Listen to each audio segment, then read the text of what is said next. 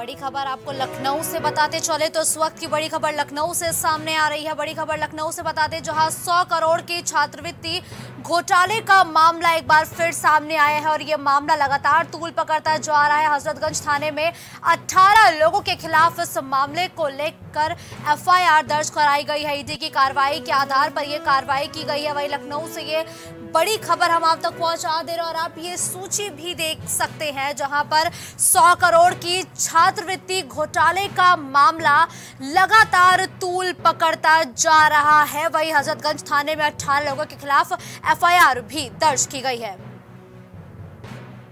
ED की कार्रवाई के आधार पर यह एफआईआर दर्ज की गई है। तो ये बड़ी कार्रवाई की गई है छात्रवृत्ति घोटाले मामले पर, जहां हजरतगंज थाने में 18 लोगों के खिलाफ एफआईआर दर्ज कराई गई है। करीब 100 करोड़ की छात्रवृत्ति घोटाले का ये मामला बताया जा रहा है।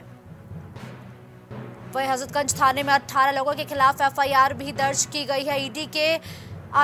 ईडी की कार्रवाई के आधार पर ये एफआईआर दर्ज की गई है। तो हजरतगंज थाने में ये एफआईआर दर्ज की गई है जहां 100 करोड़ छात्रवृत्ति मामले में ईडी की कार्रवाई के बाद 18 लोगों के खिलाफ हजरतगंज थाने में मुकदमा दर्ज कराया गया है। इस खबर पर ज्यादा जानकारी के लिए हमारे सहयोगी विभांशु हमारे साथ जुड़ चुके हैं। विभांशु, छात्रवृत्ति घोटाले के मामले में 18 लोगों के खिलाफ एफआईआर दर्ज की गई है। किन किन का नाम सामने आया है? जी मुस्कान, आपको बता दें कि राजधानी लखनऊ में आज 100 करोड़ से अधिक स्कॉलरशिप यानी कि छात्रवृत्ति घोटाले का मामला सामने आया है, प्रकाश में आया है। इसमें 18 और अन्य कई अज्ञातों पर मुकदमा दर्ज किया गया है। साथ ही 10 शैक्षिक संस्थानों पर यानी कि महाविद्यालयों पर भी इस मुकदमा दर्ज किया गया है। साथ ही आपको बताएं कि इसमें बात की जाए तो जो 10 कॉलेज हैं उनके पोस्ट पर मैट्रिकुलेशन छात्रवृत्ति घोटाले का आरोप है। इसमें बात करें तो एक पूरे पैसे के तहत एक भारी घोटाला किया गया है, जिसमें बात करें तो कर्मचारी व काल्पनिक व्यक्तियों के नाम पर बैंक एजेंट से मिलकर फर्जी खाते खोलकर और जो छात्रवृत्ति की रकम होती थी वो फर्जी खातों में मंगाई जाती थी। साथ ही अब तक अगर बात की जाए तो जब ईडी की इसमें पूछताछ होती है, जिसके बाद ये एफआईआर हुआ, इसमें 100 से करोड़ से अधिक छात्रवृत्ति हड़पने का आरोप लगा है। वहीं अगर मुस्कान बात की जाए इसको लेकर अगर देखें तो आज कहीं ना कहीं प्रदेश के अंदर जो जीरो टॉलरेंस की नीति है उस पर कहीं ना कहीं सवाल उठते हुए नजर आ रही है। और अगर देखा जाए तो इस मामले को लगातार अब प्रशासन इस पर छानबीन में जुटा है। अगर सेक्शन की बात करें तो 120 बी, 409, 420, 467, 468, 471 के तहत आके मुकदमा दर्ज किया गया है। और बात करें अगर जो व्यक्तियों पे किनके ऊपर मुकदमा किया गया है तो आपको बता दें कि इसमें कई अलग अलग क्षेत्रों के लोगों पर मुकदमा किया गया। बात करें तो Praveen Kumar Chauhan, chairman SS institute of management Mampur पर मुकदमा दर्ज किया गया है। ऐसे 18 नामजद और कई अज्ञात के नाम अब मुकदमा दर्ज किया गया है। बिल्कुल, धन्यवाद विभांशु इस खबर पर हमारे साथ जुड़ने के लिए। लखनऊ में मदरसा बोर्ड को लेकर शिया धर्मगुरु का बयान सामने आया है। तो शिया धर्मगुरु का बयान सामने आया है। मौलाना यासूब अब्बास ने एक बड़ा बयान दिया है जो अब सोशल मीडिया पर लगातार वायरल हो रहा है। मदरसों में धार्मिक शिक्षा बिल्कुल सही है। तो ये साफ तौर पर कहा गया है कि मदरसों में धार्मिक शिक्षा सही है और धार्मिक शिक्षा अगर बंद होती है तो नुकसान ही होगा। तो मदरसा बोर्ड को लेकर शिया धर्मगुरु का बयान है, वो भी आपको सुनाते हैं। शिक्षा बिल्कुल सही है और ये देना चाहिए, ये हमेशा से है, ये कोई नया प्रावधान नहीं है। ये आज़ादी के बाद से जब से ये कानून बना है तब से मदारिस अरबिया में धार्मिक शिक्षा दी जा रही है। और बहुत से मदारिस अरबिया हैं, कुछ मदरसे सरकारी गिरान पर आते हैं, एडेड मदरसे हैं, कुछ नॉन एडेड मदरसे हैं। जो मदरसे जो एडेड मदरसे हैं उसमें दिया जा रहा है। अब इसके अंदर कोर्ट के अंदर किस तरीके से ये मामला उठा, किस तरीके से कोर्ट को किस तरीके से समझाया गया है ये देखना पड़ेगा और कोर्ट को चाहिए। में महंगी हुई शराब और बियर, तो एक बार यूपी में शराब और बियर एक बार फिर से महंगी हो चुकी है। देसी और अंग्रेजी शराब महंगी हुई है। लागू हुई 2023 और 24 की आबकारी नीति। तो नए वित्त वर्ष लागू होने के साथ ही अब यूपी में लोगों को शराब और बियर महंगी मिलेगी। बियर के दाम में 10 से 20 रुपए तक की बढ़ोतरी की गई है। तो नई आबकारी नीति लागू हो गई है। वही लाइसेंस फीस में भी बढ़ोतरी की गई है। तो जो है एक तरफ आज वित्त वर्ष 2023-24 की शुरुआत हो चुकी है, तो एक बार फिर से यूपी में शराब और बियर महंगी हो चुकी है। तो शराब और बियर एक बार फिर महंगी हुई है, जहां देसी और अंग्रेजी शराब दोनों के ही दामों में बढ़ोतरी देखने को मिलेगी। लोकतंत्र बचाओ को लेकर कांग्रेस का प्रदर्शन आज। तो खबर आपको लखनऊ से हम बताते चले, जहां लोकतंत्र बचाओ को लेकर आज कांग्रेस का प्रदर्शन देखने को मिलेगा। कांग्रेस कार्यालय से कांग्रेस कार्यकर्ता प्रदर्शन की शुरुआत भी करेंगे। कुछ देर में ही ये प्रदर्शन शुरू होगा। तो महज अब से कुछ देर में कांग्रेस का ये प्रदर्शन शुरू होना है। राहुल गांधी की सदस्यता और आवास को लेकर नोटिस को लेकर कार्यकर्ता अब लामबद्ध नजर आएंगे। तो लखनऊ में एक बार फिर से कांग्रेसी कार्यकर्ताओं का प्रदर्शन देखने को मिलेगा।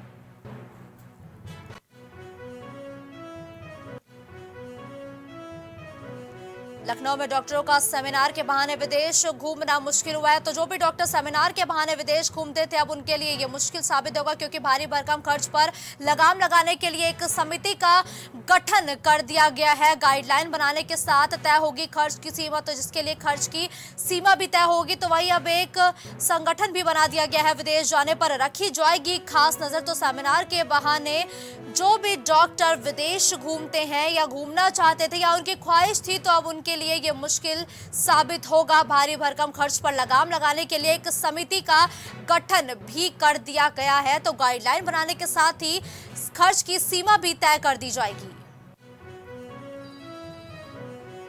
कानपुर में आग का तांडव लगातार जारी है। तो कानपुर में आग जो धधक रही है वो अभी तक लगातार शांत होने का नाम नहीं ले रही है। अब हमराज कॉम्प्लेक्स में आग लगी है। एक और बिल्डिंग में ये आग फैल चुकी है। तो लखनऊ में आग का, माफी चाहूंगी, कानपुर में आग का तांडव लगातार जारी है। एक और बिल्डिंग में आग लगी है।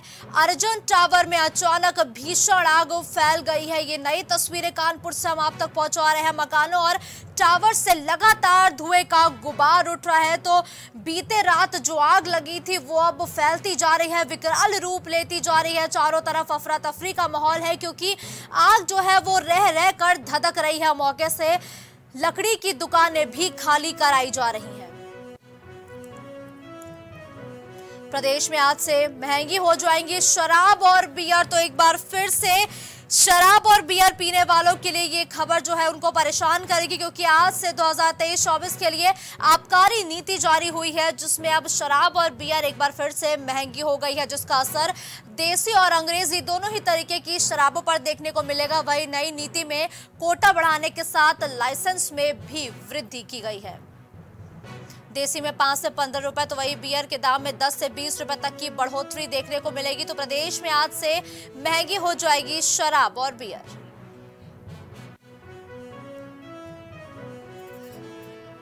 बुलंदशहर में रक्षक ही बना भक्षक। शराबी युवक की होमगार्ड ने की जमकर पिटाई। तो होमगार्ड की जमकर पिटाई एक शराबी युवक ने की है, जिसकी तस्वीरें भी अब सोशल मीडिया पर वायरल हुए हैं। होमगार्ड मनोज शर्मा की दबंगई का वीडियो भी सोशल मीडिया पर जमकर वायरल हुआ है। लेकिन ये तस्वीरें इस तरीके से दिल को दहला सकती हैं, जिस वजह से हम आपको ये सीधी तस्वीरें नहीं दिखा सकते हैं। खुलेआम पिटाई की गई है। थाना खुर्जा नगर में तैनात बताया जा रहा है होमगार्ड। तो बुलंदशहर में एक रक्षक ही भक्षक बन गया, जहां एक होमगार्ड ने शराबी युवक को जमकर पीटा है। लेकिन ये तस्वीरें कहीं ना कहीं दिल को दहला देंगी, जिस वजह से हम ये तस्वीर आप तक नहीं पहुंचा पा रहे। मिशन 2024 की बिसात बिछाने में बीजेपी जुट गई है। तो 2024 के लोकसभा चुनाव को लेकर अब बीजेपी तैयारी में जुट गई है। निकाय चुनाव की तैयारियों का जायजा बीजेपी लेती हुई भी नजर आएगी। कई जिलों के प्रभारी मंत्रियों में बड़ा बदलाव भी किया जा सकता है। संयोजक और प्रभारी मंत्रियों को भी मिली जिम्मेदारी। दलित वोटरों पर बीजेपी की खास नजर रहेगी। तो इस खबर पर ज्यादा जानकारी के लिए हमारे सहयोगी विभांशु हमारे साथ जुड़ चुके हैं। विभांशु, 2024 से पहले निकाय चुनाव की तैयारियों में बीजेपी जुट गई है, लेकिन ये भी अहम बताया जा रहा है कि बीजेपी की नजर इस बार दलित वोटर्स पर ज्यादा होगी।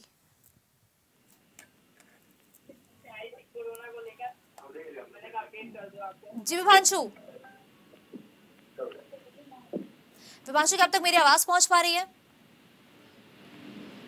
तो हम अपने सहयोगी से दोबारा संपर्क साधने का प्रयास करेंगे, लेकिन आपको बताते चले कि निकाय चुनाव को लेकर अब बीजेपी पूरी तरीके से ग्राउंड में उतरने को तैयार हो चुकी है और सभी अपने मंत्रियों को भी दुरुस्त कर दिया गया है। निकाय चुनाव की तैयारियों का भी जायजा बीजेपी द्वारा लिया जाएगा। कई जिलों के प्रभारी मंत्री में भी होगा बदलाव। तो एक बार फिर से इस खबर पर ज्यादा जानकारी के लिए विभांशु हमारे साथ जुड़ चुके हैं। विभांशु, 2024 के चुनाव से पहले निकाय चुनाव हो जाएंगे, जिसके लिए अब बीजेपी की नजर दलित वोटर्स पर ज्यादा है, तो उनको लुभाने के लिए क्या कुछ बीजेपी ने प्लान तैयार किया है? जी, आपको बता दें कि 2024 के लोकसभा चुनाव के लिए सभी राजनीतिक दल अपने पैतरे से चुनाव को अपने पक्ष में करने में लगे हुए हैं।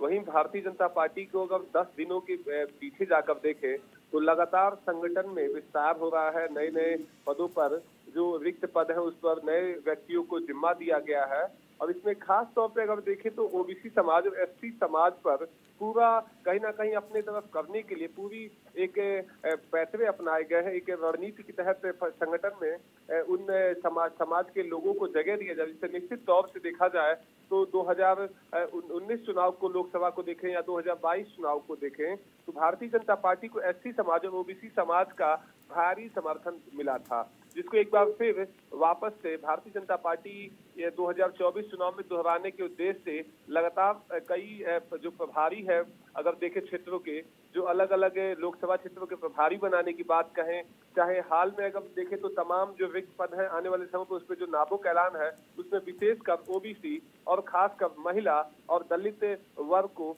देने की तैयारी है, जिससे कहीं ना कहीं 2024 चुनाव अपने पक्ष में किया जा सके। बिल्कुल, धन्यवाद विभांशु इस खबर पर हमारे साथ जुड़ते हुए दर्शकों तक तमाम जानकारी पहुंचाने के लिए।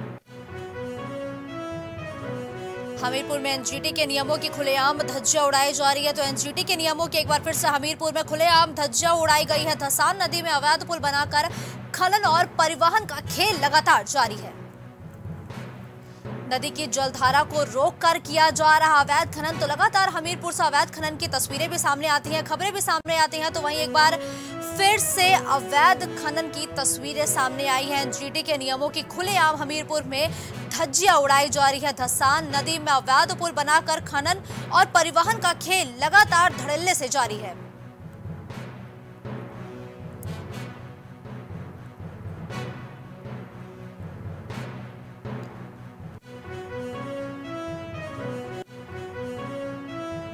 लखनऊ में कोरोना के मरीजों की संख्या बढ़ी। तो एक बार फिर से कोरोना ने लोगों की चिंता को बढ़ा दिया है। वहीं प्रदेश की राजधानी लखनऊ में कोरोना का कहर देखना शुरू हो गया है। 24 घंटे में राजधानी में कुल 12 नए कोरोना संक्रमित मरीज पाए गए हैं। एक्टिव केस की संख्या 34 हुई। कुल 7 लोग संक्रमण से स्वस्थ भी बीते 24 घंटे में हुए हैं।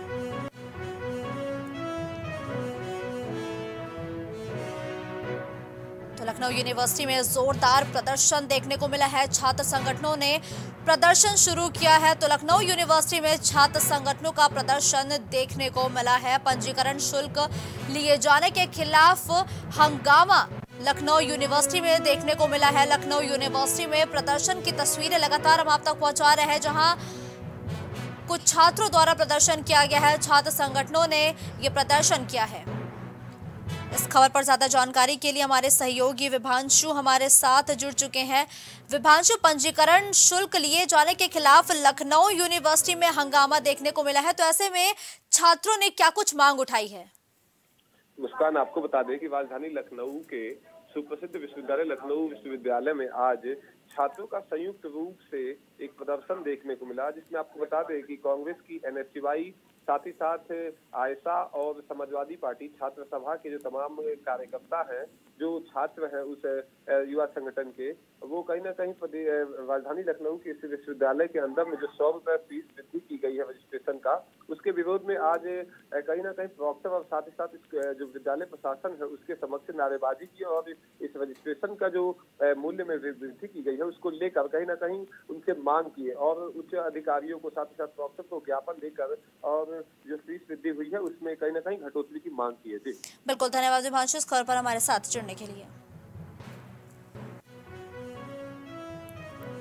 अब विदेशी डॉक्टर कर रहे यूपी के चिकित्सा संस्थानों का रुख। तो विदेशी डॉक्टर भी अब यूपी के चिकित्सा संस्थानों का रुख करेंगे। सर्जरी सीखने ब्रिटेन से लोहिया संस्थान आ रहे हैं विदेशी डॉक्टर। स्पाइन कॉम्प्लेक्स सर्जरी की ट्रेनिंग ले रहे हैं। तो लखनऊ में अब विदेशी डॉक्टर्स कर रहे यूपी के चिकित्सा संस्थानों का रुख। ये बड़ी और अहम खबर हम आप तक पहुंचा रहे हैं, जहां सर्जरी सीखने ब्रिटेन से लोहिया संस्थान विदेशी डॉक्टर्स आ रहे हैं। स्पाइन कॉम्प्लेक्स सर्जरी की ट्रेनिंग ले रहे हैं डॉक्टर्स। छत्तीसगढ़ सीएम भूपेश बघेल ने ट्वीट किया है, जो इस वक्त प्राइम टीवी के माध्यम से हम आप तक पहुंचा रहे हैं। ट्वीट कर पीएम मोदी को धन्यवाद करते हुए भूपेश बघेल नजर आए हैं। छत्तीसगढ़ की उपलब्धियों की सराहना की गई। सड़कों का निर्माण कार्य प्राथमिकता के साथ किया गया। तो भूपेश बघेल ने जो एक तरफ प्रधानमंत्री मोदी का धन्यवाद करते हुए एक ट्वीट किया है, तो उसमें ये साफ तौर पर कहा गया है कि 5436 किलोमीटर का काम भी पूरा किया है। तो छत्तीसगढ़ के सीएम भूपेश बघेल ने ट्वीट करते हुए पीएम मोदी को बधाइयां दी है, वहीं उनका धन्यवाद भी दिया है कि उन्होंने जिस तरीके से छत्तीसगढ़ के विकास में अहम योगदान दिया है, जिसको देखते हुए उन्होंने ये ट्वीट किया है। लोक भवन में चल रही सीएम योगी आदित्यनाथ की बैठक खत्म हो गई है। तो लोक भवन में चल रही सीएम योगी की बैठक खत्म हुई है। बारिश और ओलावृष्टि को लेकर सीएम योगी आदित्यनाथ की लोक भवन में एक अहम बैठक चल रही थी, जो कि अब समाप्त हो गई है। किसानों के फसल नुकसान की समीक्षा की गई। सीएम योगी ने बैठक में अफसरों को भी निर्देश दिए हैं। तो लोक भवन में सीएम योगी आदित्यनाथ द्वारा ओलावृष्टि और बारिश को लेकर एक बैठक की गई, जहां पर सीएम ने और कहा गया कि फसल के नुकसान का तत्काल आकलन किया जाए, वही अर्ली वार्निंग सिस्टम का सही तरीके से इस्तेमाल हो। तो लोक भवन में चल रही बैठक में सीएम योगी आदित्यनाथ ने ये निर्देश दिया था, जो कि बैठक अब खत्म हो चुकी है। वहीं संकट की घड़ी में किसानों के साथ सरकार है। आगरा में कलर फैक्ट्री में लगी भीषण आग। फैक्ट्री में लगी आग ने विकराल रूप ले लिया है। तो ये खबर आप तक हम आगरा से पहुंचा रहे हैं, जहां एक बार फिर आग का तांडव देखने को मिला। आसपास के घरों को भी खाली कराया जा रहा है। तो आग का तांडव पूरे यूपी में देखने को मिला है, जहां एक तरफ कानपुर में आग से हाहाकार मचा हुआ है, तो वहीं आगरा में भी फैक्ट्री का एक कर्मचारी आग की चपेट में आने से झुलस गया है और फैक्ट्री के अंदर और लोगों के फंसे होने की भी आशंका जताई जा रही है। तो आप ये तस्वीरों के जरिए देख सकते हैं कि जो धुएं का गुबार है वो आसमान में उठता हुआ नजर आ रहा है। काले धुएं का गुबार आसमान को छू रहा है और फायर ब्रिगेड की टीम लगातार आग पर काबू पाने में जुटी हुई है। और घनी आबादी में ये फैक्ट्री बनी हुई है, जिसकी वजह से लगातार फायर ब्रिगेड की टीम द्वारा आग को बुझाने की जद्दोजहद की जा रही है। गद्दे का काम होता था, उनके द्वारा सूचना दी गई कि संभवतः शॉर्ट सर्किट से आग लगी है और उसको लेकर तत्काल फायर ब्रिगेड की गाड़ियां आ गई है। सीपो साहब भी मौके पर हैं। आग बुझाई जा रही है। फिलहाल अभी तक जो जानकारी है, एक व्यक्ति झुलसा हुआ है, जिसको अस्पताल प्राथमिक उपचार के लिए भेजा गया। ओनर कौन है? कोई जुगनू नाम का व्यक्ति बताया जा रहा है? जुगनू नाम का व्यक्ति है, जिसके बारे में बताया गया। बाकी अभी हम लोगों की प्राथमिकता आग बुझाने को है, बाकी चीजें बाद में पता चला आग का कारण क्या लगने का? वो गद्दे का काम होता था।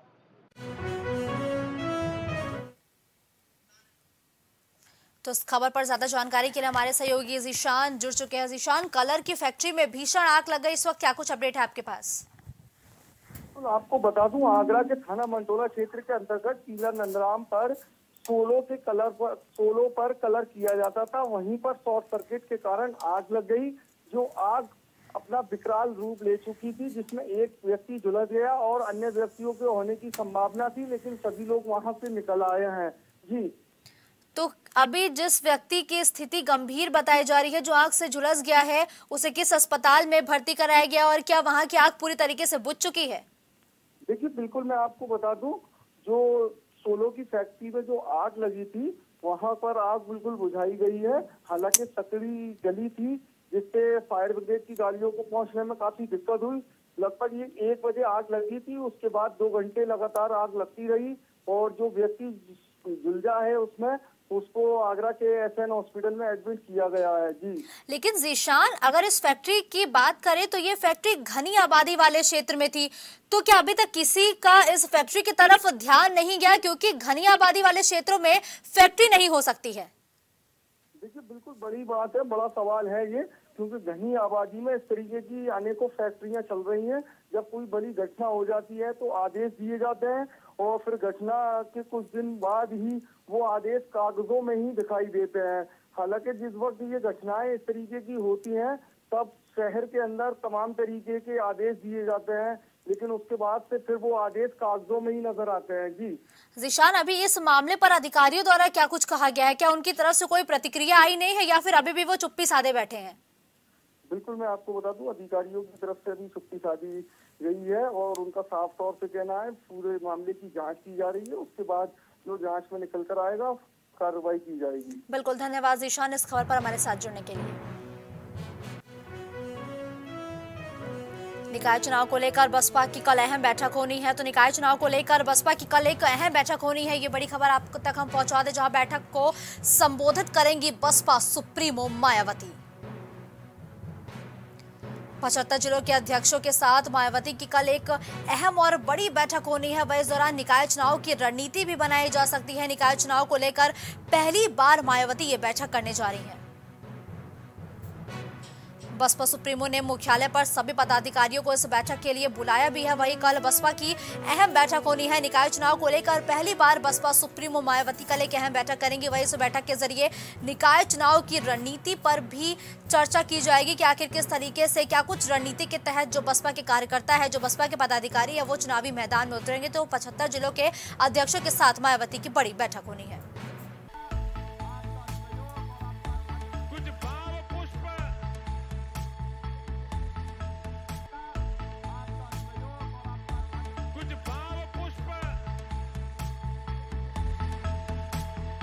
आप देख रहे हैं प्राइम टीवी, सच साहस।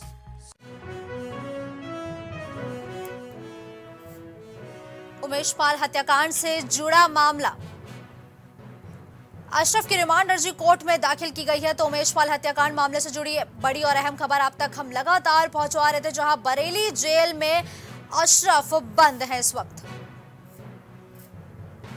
रिमांड पर लेने की तैयारी में पुलिस पहुंची बरेली जेल। तो अशरफ को रिमांड पर लेने के लिए पुलिस जो है वो बरेली जेल भी पहुंच चुकी है। कल शाम में दाखिल की गई थी रिमांड अर्जी। आज 2 बजे कोर्ट में एक्सेप्ट हुई अर्जी। तो उमेश पाल हत्याकांड से जुड़ा ये मामला लगातार हम आप तक पहुंचा रहे थे। वही इस मामले से जुड़ी बड़ी खबर भी हम आपको बता दें, जहां अशरफ की रिमांड अर्जी कोर्ट में दाखिल हुई है। बरेली जेल में इस वक्त अशरफ बंद है। तो आपको बताते चले, जहां बीते दिनों इस मामले पर कोर्ट में पेशी की गई थी, तो वही अब रिमांड पर लेने की तैयारी में पुलिस बरेली जेल भी पहुंच चुकी है। तो अशरफ को रिमांड में लेने की भी तैयारी लगातार की जा रही है। कल शाम में दाखिल की गई थी रिमांड अर्जी। आज 2 बजे कोर्ट में एक्सेप्ट हुई अर्जी, जिसके बाद पुलिस अब बरेली जेल भी अशरफ को लेने के लिए पहुंच चुकी है। तो इस खबर पर ज्यादा जानकारी के लिए हमारे सहयोगी विभांशु हमारे साथ जुड़ चुके हैं। विभांशु, अशरफ की रिमांड अर्जी एक्सेप्ट हो चुकी है और अब पुलिस उन्हें लेने बरेली जेल भी पहुंच रही है, तो तकरीबन कितने बजे पुलिस उनको ले आएगी? जी, आपको बता दें कि उमेश पाल हत्याकांड में पूर्व विधायक और अतीक अहमद के भाई अजीम उर्फ अशरफ का रिमांड कोर्ट अर्जी में दाखिल की गई थी, जिसके बाद आपको बताया कि अभी अगर बात करें तो बीते दिन उनकी पेशी प्रयागराज में हुई थी और बरेली जेल में फिलहाल में बंद है। और आपको बताया कि उमेश पाल हत्याकांड के मामले में पूछताछ के लिए अब उन्हें प्रयागराज आना होगा, जिसको लेकर अब प्रशासन की टीमें बरेली जेल पहुंची हुई है और जल्द ही सड़क मार्ग के रास्ते एक बार फिर अतीक अहमद के भाई अजीम उर्फ अशरफ को एक बार फिर प्रयागराज में लाया जाएगा, जहां सब पूछताछ की जाएगी। पूछताछ के आधार पर जो जवाब होगा उसके आधार पर तहकीकात की जाएगी, क्योंकि पुलिस प्रशासन के लिए एक बड़ी चुनौती है उमेश पाल के हत्यारों को सलाखों के पीछे भेजना, क्योंकि एक लंबा वक्त बीता चला है और कहीं ना कहीं इसको लेकर विपक्ष और साथ ही साथ जो अगर देखें तो अपराध जगत के जानकार हैं, उनके मुताबिक कहीं ना कहीं अब पुलिस धीरे इस मामले में हो रही है। और धरपकड़ की तैयारी अगर बात करें तो अब तक 2 हुई है और 6 अभियुक्त अभी भी गिरफ्त से बाहर है। आपने देखा था कि लगभग 1 महीने पहले प्रयागराज के अंदर में कहीं ना कहीं बमबारी और साथ ही साथ गोलीबारी हुई थी, जिसमें उमेश पाल उनके अंगरक्षक की मौत हो गई थी, जिसके बाद से लगातार पुलिस बल उन अपराधियों को पकड़ने के लिए हर एक शिकंजा बिछा रही है, मगर अब तक पुलिस के हाथ कुछ लगा नहीं है। अब अशरफ से पूछताछ के बाद माना जा रहा है कि इसमें कुछ अहम कदम पुलिस उठाएगी। जी बिल्कुल। तो क्या विभांशु ये माना जाए कि अशरफ को रिमांड पर लेने के बाद कई ऐसे राज है जो खुल जाएंगे, शाइस्ता परवीन का पता चल जाएगा, इस वजह से उनको रिमांड पर लेने के लिए जो पुलिस है वो बरेली जेल पहुंची है? जी मुस्कान, अगर बात की जाए तो बरेली जेल के अंदर में माना ये भी जा रहा है कि पूछताछ आज की जाएगी और लगभग रिमांड स्वीकृति होने के बाद माना ये भी जा रहा है कि आज अशरफ को लाया नहीं जाएगा। सोमवार को अशरफ को प्रयागराज लाया जाएगा, जहां एमपी एमएलए कोर्ट में एक बार फिर प्रस्तुत किया जाएगा, जहां माना जा रहा है कि जो ये मामला है उमेश पाल हत्याकांड का, इस मामले में जो भी तमाम इनपुट है उसके आधार पर पूछताछ की जाएगी। साथ ही साथ जो जेल के अंदर से मौत की साजिश रचने की बात है उसको भी लेकर पूछताछ की जाएगी। साथ ही अतीक अहमद से साबरमती जेल में जो संवाद हुआ है इसको लेकर भी पूछताछ की जाएगी। अब देखने वाली बात ये होगी कि जब सोमवार को जब अशरफ को प्रयागराज लाया जाता है तो उसकी तरफ से क्या बयान दिए जाते हैं पूछताछ में। बिल्कुल, धन्यवाद विभांशु इस खबर पर हमारे साथ जुड़ने के लिए।